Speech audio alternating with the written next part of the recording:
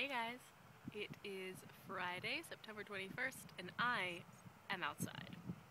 I'm out taking a run in Forest Park, and it's so lovely. I kind of wanted to share it with you.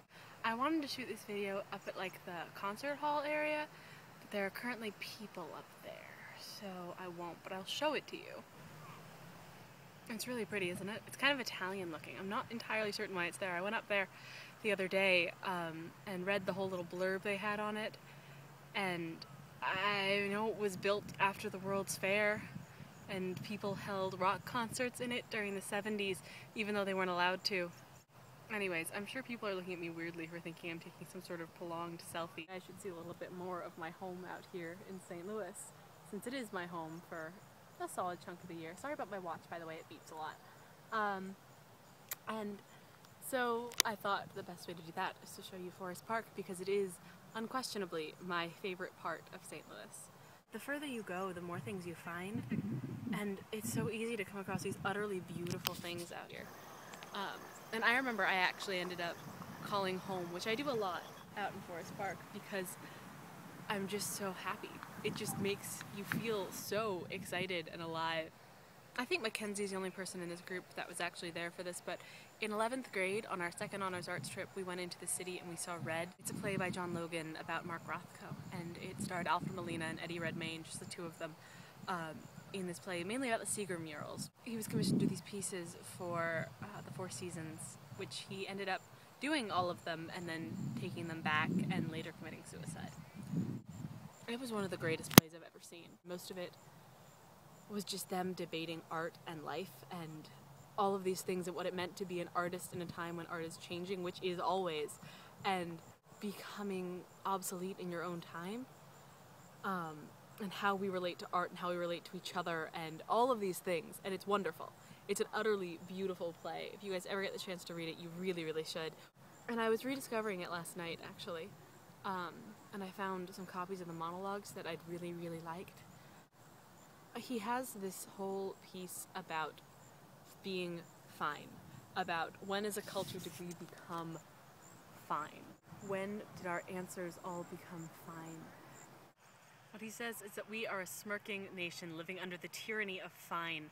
How are you feeling? Fine. How did you like the painting? Fine. How was your day? Fine. We're not fine.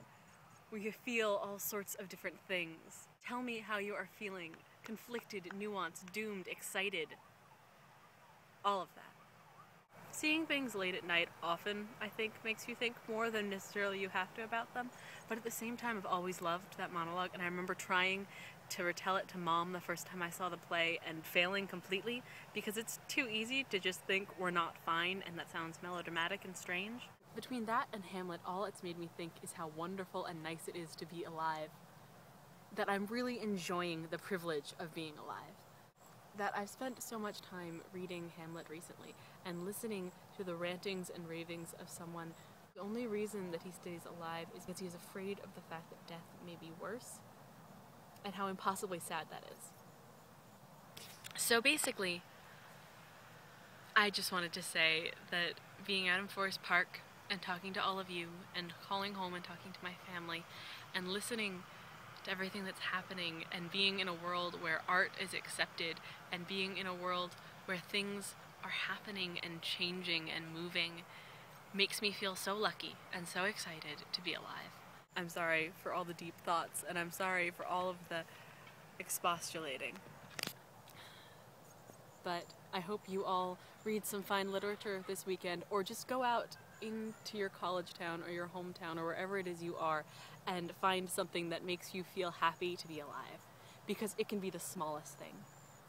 Right now I'm pretty certain it's a mother duck I ran into who quacked at me and then decided I wasn't threatening and went back to sleep. I should go.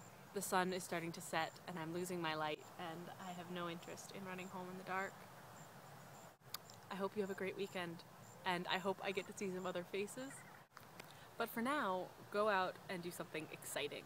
Go out and do something that makes you feel something, or read something that makes you feel something, or watch it, or do anything that makes you geek out like a nerd, because that is the best way to be. I'm sorry, this has been less an update on my life and more an update about life, but I try. Go have some fun.